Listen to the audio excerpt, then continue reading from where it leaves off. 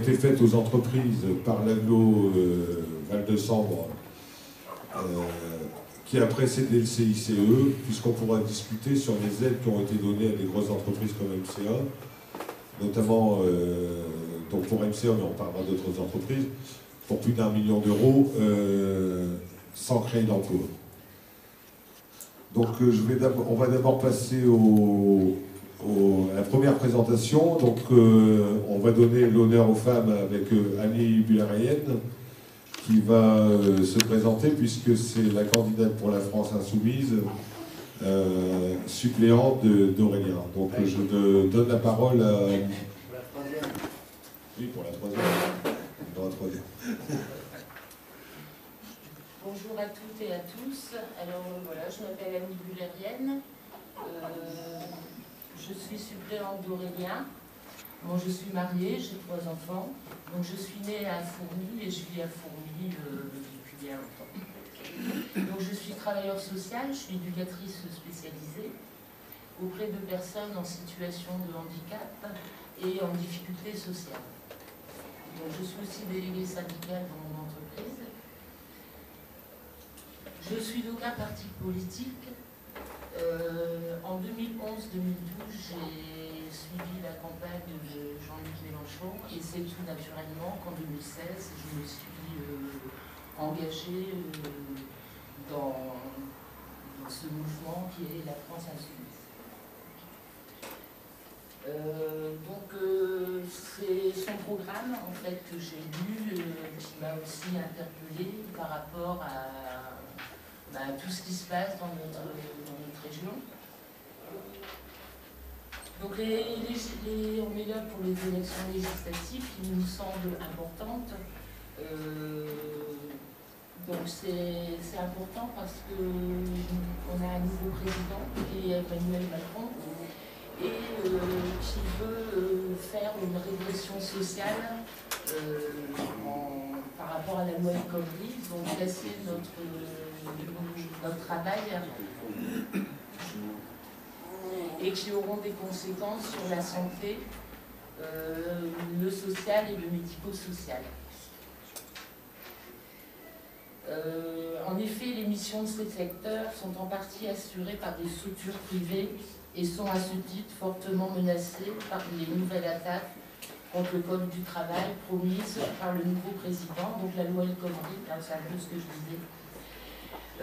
On a des restrictions budgétaires dans tous les domaines, les transports, la sécurité sociale, avec le transfert des cotisations sociales sur l'impôt, donc la CSG, et à force d'être siphonné, notre système de protection sociale va finir par craquer.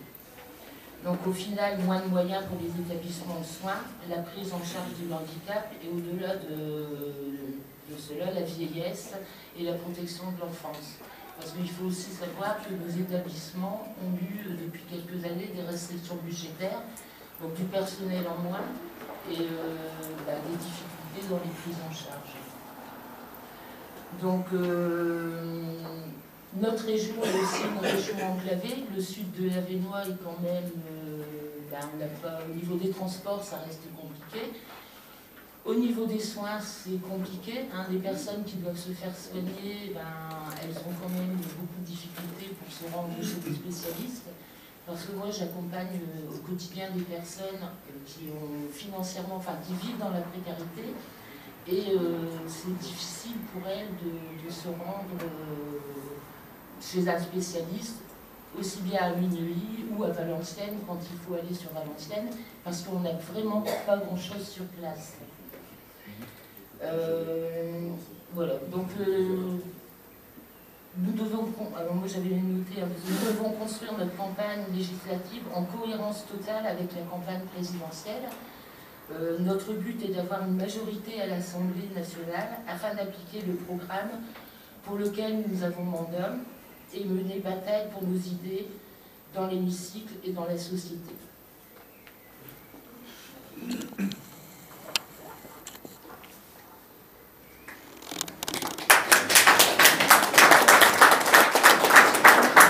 Donc on va donner la parole à Aurélien, qui est donc le candidat titulaire sur la France Insoumise.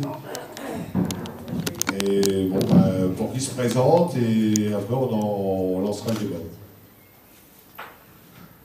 Bonsoir à tous, donc Aurélien Vote, ex-Sambre-et-Meuse, nouvellement dans le commerce, je suis marié, j'ai une petite fille, j'habite Berlaymont, natif de Villemesnil, donc milieu rural. Donc voilà, pourquoi je me suis lancé dans la législative, c'est parce que au moment de la fermeture de Sambre-et-Meuse, on a pu s'apercevoir, et même avant, que tous les politiques du coin, c'est toujours le même. Alors Macron, aujourd'hui, nous vend un truc, c'est je mets tout le monde dans le nouveau... On met tous les partis politiques dans un gouvernement et vous allez voir, tout va aller mieux. Alors j'ai envie de lui répondre, on a fait ici en Sambre-et-Meuse l'expérience, ça s'appelle la Globale de Sambre. Ils ont essayé, ça n'a pas marché, c'est le bordel. Donc je tiens à lui dire. Donc ici, l'étude a déjà été faite. Donc voilà, c'est pour ça qu'aussi, il y en a marre. Il y en a marre, tout simplement, on a envie d'évoluer un peu parce qu'on voit que notre territoire il a été complètement abandonné. L'ascenseur social pour les jeunes il est coincé, et au plus bas. Pour ceux qui veulent travailler aujourd'hui, il n'y a plus grand chose. Pour vous donner un exemple, ce matin, on a pu encore discuter donc, avec des salariés que j'ai rencontrés en allant à l'hôpital me faire soigner les dents, j'en rencontre et ils me disent on va se retrouver en ASS. Je dis rien, je sais pas ce que je vais faire avec ton ASS. En ASS, là, au bout de 20 ans, le mec il va se retrouver, on lui dit, avec 16 € par jour. Il est père de famille, il se retrouve avec 16 € par jour, qu'est-ce qu'il va faire? Et on me dit qu'il y a du boulot en Sambre-et-Meuse, il n'y en a plus. On est complètement enclavé. Les routes, on n'en parle pas, on nous fait des zones industrielles au milieu des pâtures, et à côté, il n'y a rien pour les desservir. Et on a des grandes routes, on a quelques grandes routes, comme sur la route de Valenciennes, où on a des terrains qui pourraient être exploités pour avoir des zones industrielles.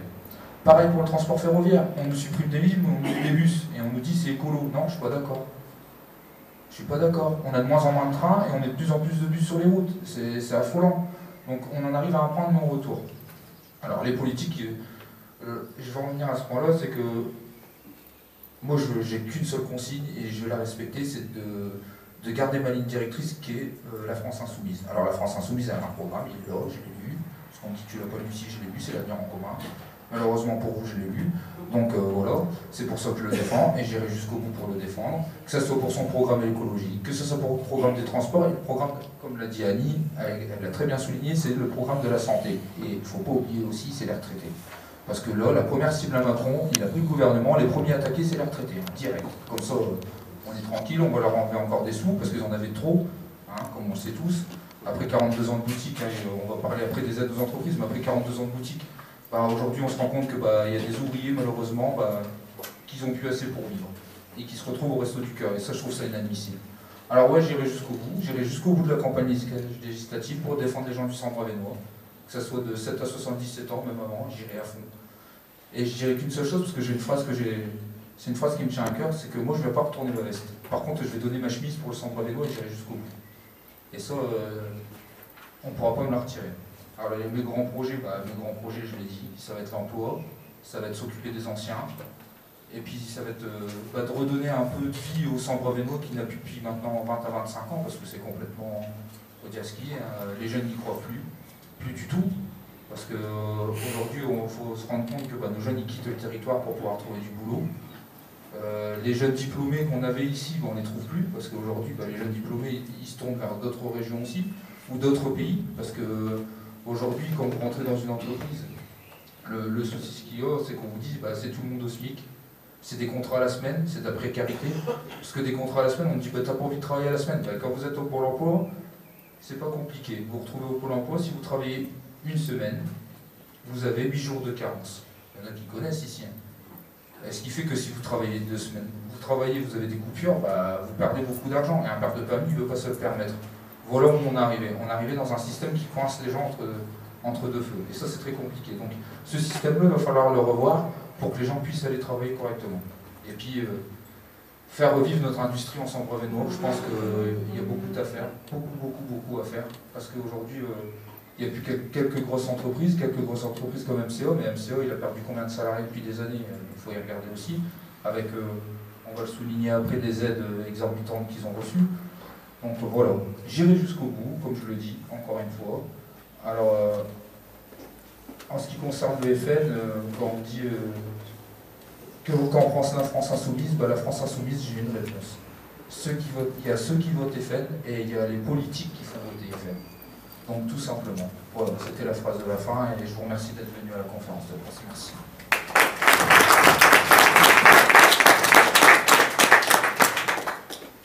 Donc avant de lancer le débat, on va quand même venir un peu sur effectivement ce que Aurélien vient de dire, c'est que la politique maintenant se limite au barrage du Front National. Alors, avant, il faut s'interroger pourquoi le Front National est monté comme ça dans notre région. Et s'il est monté dans notre région, c'est dû à des politiques catastrophiques qui ont été menées aussi bien au niveau national qu'au niveau local. On y voit ici, et ça sera la première intervention, malheureusement, on les a contactés mais ils n'ont pas pu venir, sur les services publics. Les services publics sur Maubeuge, on apprend dernièrement la fermeture de l'inspection du travail. Alors ça c'est plus qu'important puisque, et ça s'est passé dans un certain cadre. Si l'inspection du travail est fermée aujourd'hui à Maubeuge, c'est parce qu'il y a une loi qui s'appelle la loi Sapin, qui a modifié les conditions, les missions de l'inspection du travail, qui étaient des missions de contrôle. On va devoir aller sur des missions d'aide aux entreprises. Alors on entend bien ce que ça veut dire. Ça veut dire que l'inspecteur du travail aura moins de temps pour contrôler les entreprises. Alors, par exemple, on va parler des travailleurs détachés, qui est un exemple. Après, il y a le travail noir, enfin, il y a un tas d'exemples. C'est-à-dire que l'inspecteur du travail, le temps qu'il consacrait à contrôler les entreprises, maintenant, il va devoir le passer à des aides aux entreprises, enfin, des aides, de l'information à l'entreprise. Et cette loi Sapin prévoyait la fermeture des unités territoriales de l'inspection du travail, qui se situent juste ici derrière. Et aujourd'hui, à Maubeuge, on n'a plus d'inspection du travail. Alors, l'inspection du travail de Maubeuge rayonnait de Maubeuge jusqu'aux Fourmis, ce qui représente beaucoup d'entreprises, beaucoup de salariés. On n'avait déjà que 3 inspecteurs du travail. Il faut savoir qu'il y a eu plusieurs batailles qui ont été menées par les syndicats pour sauver l'inspection du travail. La dernière, elle date d'il y a 3 ans. Ça a permis de la sauver et cette fois, c'est fermé. Et pour avoir discuté avec l'inspecteur du travail qui était présent ici, il est arrivé le 25 au matin, pensant reprendre son poste. Il y avait besoin de faire des photocopies et on lui a enlevé sa photocopieuse et c'était un déménagement. Et le déménagement, tout est parti sur Valenciennes. Alors ça veut dire que maintenant, quand un salarié a un problème, il devra aller à Valenciennes.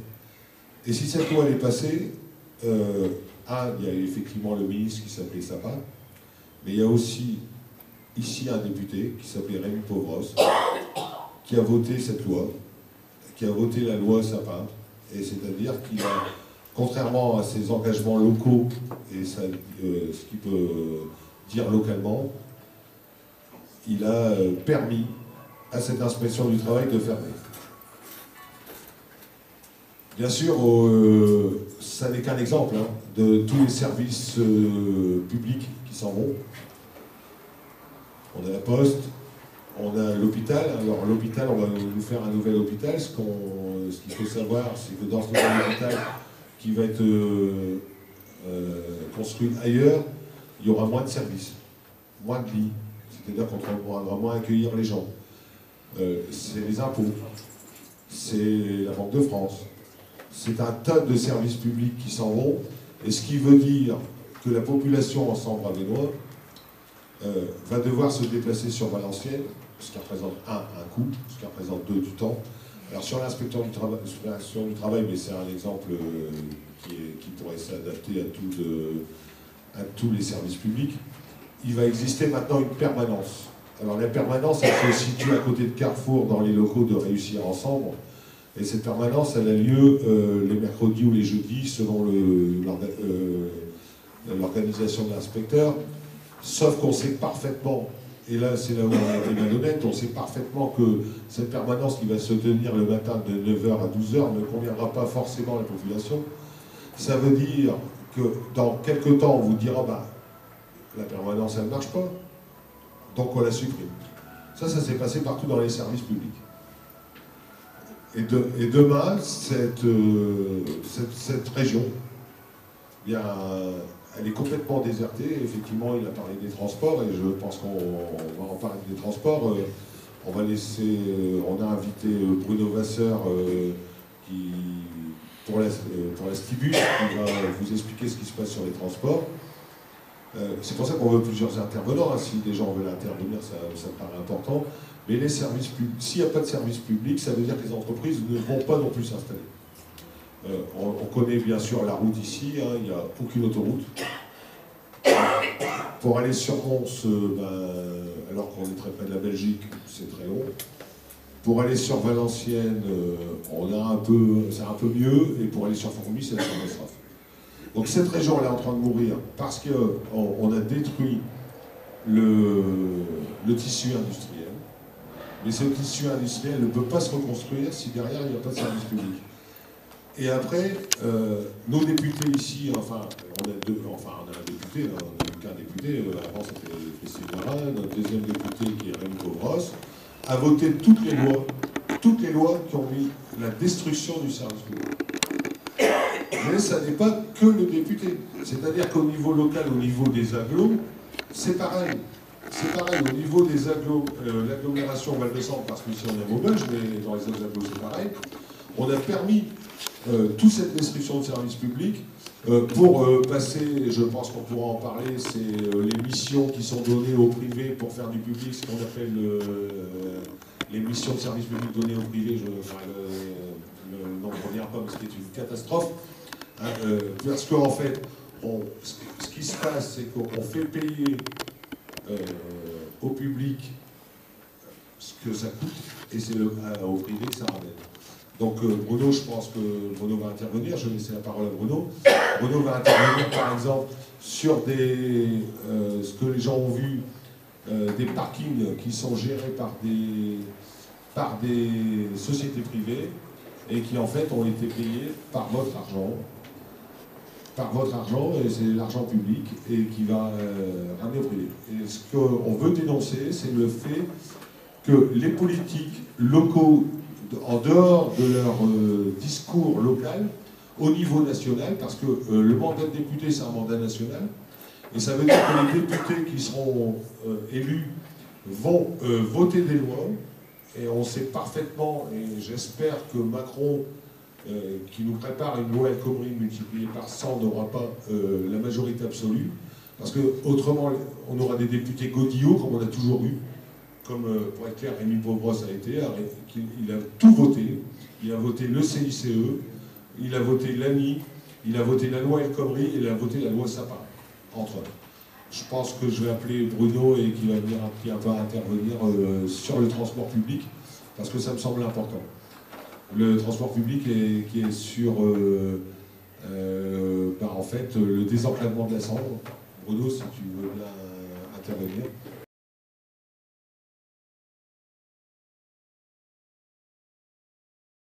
Conseil de développement, ça veut dire que c'est un conseil où c'est qu'il y a plusieurs sociétés civiles, ça veut dire qu'il y avait les syndicats, des patrons, des associations, tout ça.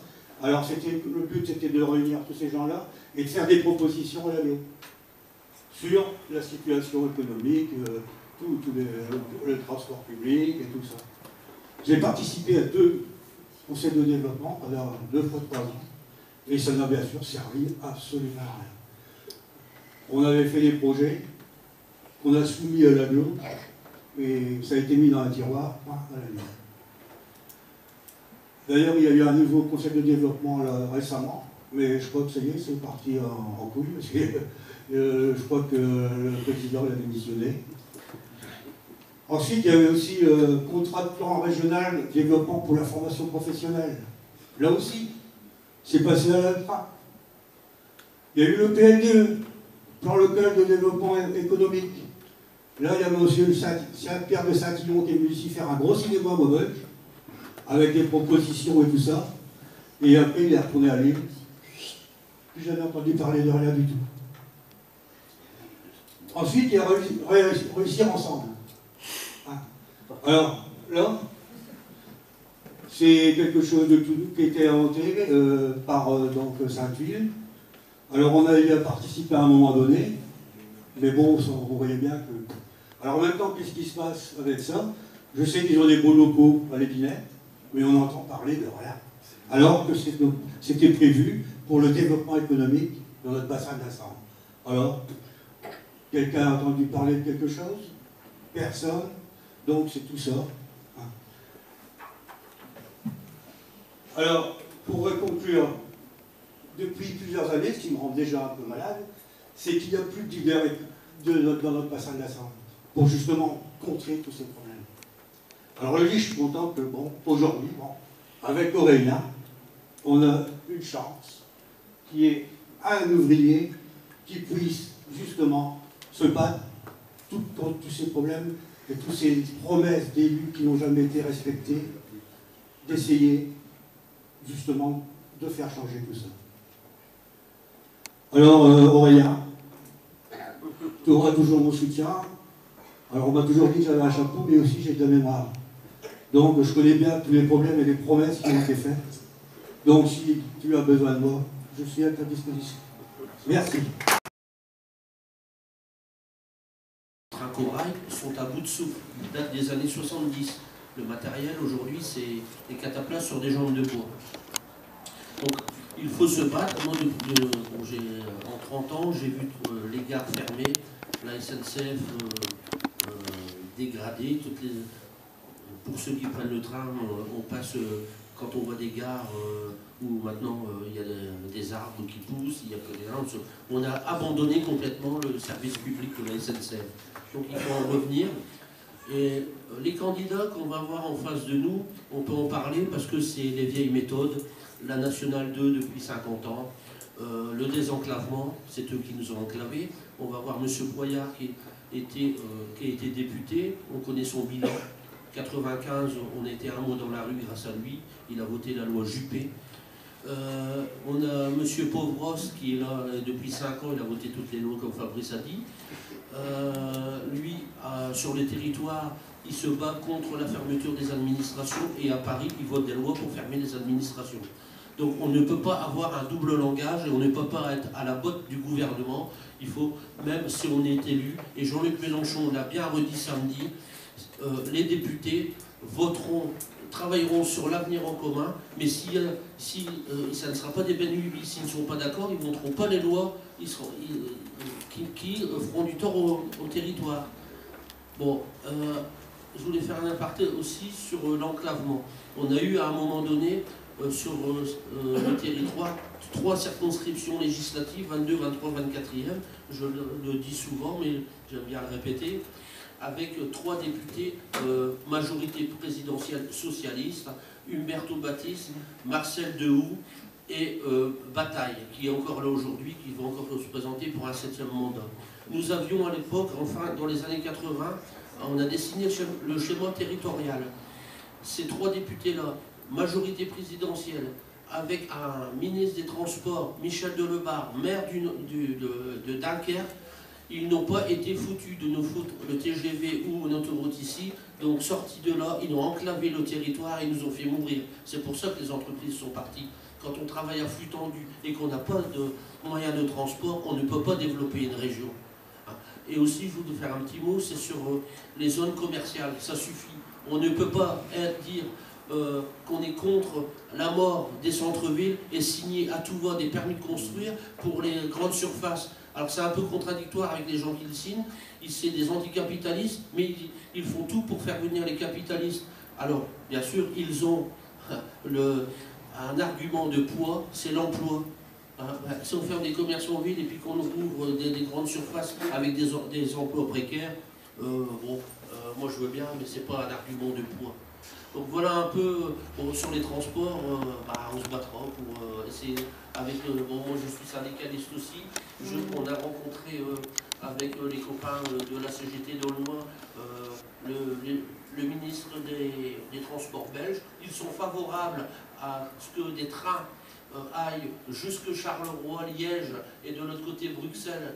On s'est battu pour des navettes aussi pour Mons, mais on avait mis des horaires inadaptés et du matériel inadapté. Donc pour faire Maubeuge-Mons, il fallait 40 minutes. Donc, bon, c'est tout. C'est comme quand on veut supprimer une ligne, on modifie les horaires. Hein. Et bien sûr, après, on n'a plus de monde dans les trains, on fait un comptage, bon, il n'y a personne dans les trains, on les supprime. C'est pas comme ça qu'on doit agir. Donc voilà un peu la situation que nous, on veut faire remonter à Paris si Aurélien était